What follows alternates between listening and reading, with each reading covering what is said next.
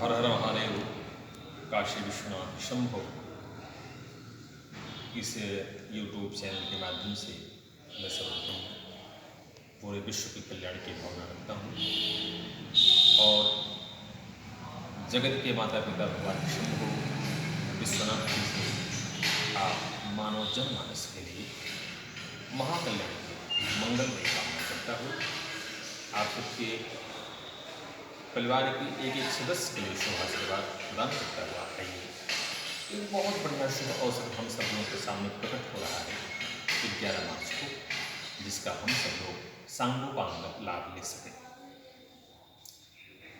मानवीय जनमानस में ग्रहों की समस्याएं, दैहिक दैविक भौतिक समस्याएं व्याप्त ही, उसके समाधान के लिए कोई छोटे मोटे टोने टोटके से तो काम चल जाता है।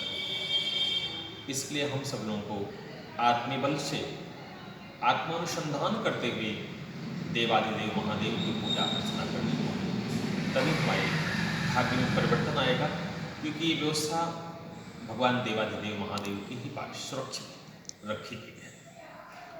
तो 11 मार्च को 2:16 के बाद चतुर्दशी का प्रारंभ होता है।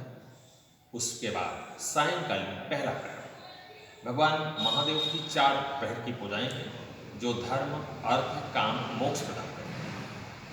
आप उस धर्म को करके आप अपने मनमानी जो आप चाहें, जो आपकी इच्छा हो, अपनी इच्छा की पूर्ति कामना की सिद्धि कर सकते हैं। धर्म होगा फिर उससे अर्थ की प्राप्ति भी होगी और मोक्ष भी सुनिश्चित होगा। तो शाम को 6:25 से प्रारंभ होकर के 9:25 तक अथवा 29 तक कालखंड के अनुसार प्रथम प्रहर की पूजा, फिर 9 से लेकर के 11 बजे तक द्वितीय प्रहर की पूजा, फिर तीसरे 11 बजे से लेकर के 3 बजे तक की पूजा और फिर 3 से लेकर के सुबह के 6 बजे तक ये 4 प्रहर की पूजा है। इन 4 प्रहर की पूजा में अब आप करें क्या? उपाय तो बहुत है। कोई भाग्यवान जिसके पास भगवान की कृपा से धन भी हो, मन भी हो, तन भी हो, 3 प्रहर की व्यवस्था हो, तो किसी ब्राह्मण के द्वारा इन 4 प्रहर की पूजा का प्रयोग कर सकता है। भगवान के रुद्राभिषेक जो चमत्कृत है, जो मार्केश कारक ग्रह हैं, जो आपके ऐसे मंद ग्रह हैं, जो दुर्भाग्य कारक ग्रह हैं, उनको भी एकदम हटा करके नवीन भाग्य का निर्माण कर सकता है। यदि आप इसमें सक्षम हो कर पाए तो इसे आपको अवश्य में करना चाहिए, और न कर पाए तो महादेव कहते हैं भैया तो खुद भी तो कर सकते हो। पहली पूजा दूध से अभिषेक, बस दूध देसी गौ माता का हो, जो गाय देसी गौ हो उसके दूध का अभिषेक सायंकाल आप करें, अपने मन से करें।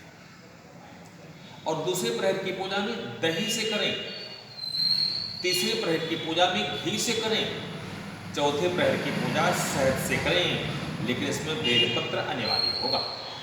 और एक शर्त और लागू होती है, वो ये लागू होती है कि रात्रि में अगर आप 4 प्रहर की पूजा करना चाहते हैं तो आपको निद्रा नहीं आनी चाहिए। आप सोचिए कि सो जाएं और सोने के बाद फिर उठ के कर लें, ना, ऐसा नहीं है। जागना पड़ेगा पूरी रात्रि। शिवरात्रि माने वरदान की रात्रि, वरदेव की रात्रि। तो इसलिए प्रिय बंधुओं, मैं आप सब लोगों की बहुत बहुत शुभकामना करता हूँ। इसमें आप बेल पत्र का जरूर प्रयोग करें, अक्षत का प्रयोग करें, लेकिन ध्यान रखिएगा चावल टूटा हुआ नहीं होना चाहिए। तुलसी दल का प्रयोग न करें, शंख का प्रयोग न करें। बहुत सारी चीज़ें भगवान देवादिदेव की पूजा में वर्जित की गई हैं। भांग, धतूरा, बिल्वपत्र, अक्षत, दुर्वा, शमी पत्र, आम की बोर, आखा, सफेद पुष्पों का प्रयोग, दूध में चंदन डाल के इसका प्रयोग, ये सब देवादिदेव को प्रसन्न करके आपकी मनोकामना को पूर्ण कराने वाला होगा। इसलिए आप सब लोग इस पूजा को बड़ी मनयोग से करें और अपने मनोकामना की प्राप्ति कर लें। ऐसा शुभ अवसर बार बार नहीं आएगा। और अब की बार ज्योतिष के सिद्धांत के मतानुसार, आचार्यों के कथनानुसार 101 वर्ष के बाद बहुत अच्छा संयोग बन रहा है। लक्ष्मी योग, बुध आदित्य योग, नीच राज भंग योग, राजयोग, कई प्रकार के योग बन रहे हैं, इसलिए इसका लाभ आप लोग अवश्य लें। भगवान देवादिदेव की कृपा से आप जिसको भी मानते हैं उसकी भी प्राप्ति हो जाएगी। इसलिए इस शुभ अवसर को अपने हाथों से जाने न दें। मेरा बहुत बहुत शुभ आशीर्वाद। एक मैं निवेदन करूँगा, इस बात को आप और मित्रों के साथ और प्रेमियों के साथ, भक्तों के साथ शेयर करें, चैनल को सब्सक्राइब करें, लाइक में हर हर महादेव शंभो जरूर लिखें। इसके साथ आप लोगों को बहुत बहुत शुभ आशीर्वाद। हर हर महादेव, काशी विश्वनाथ, आप सबका कल्याण। जय श्री कृष्ण, जय गुरु।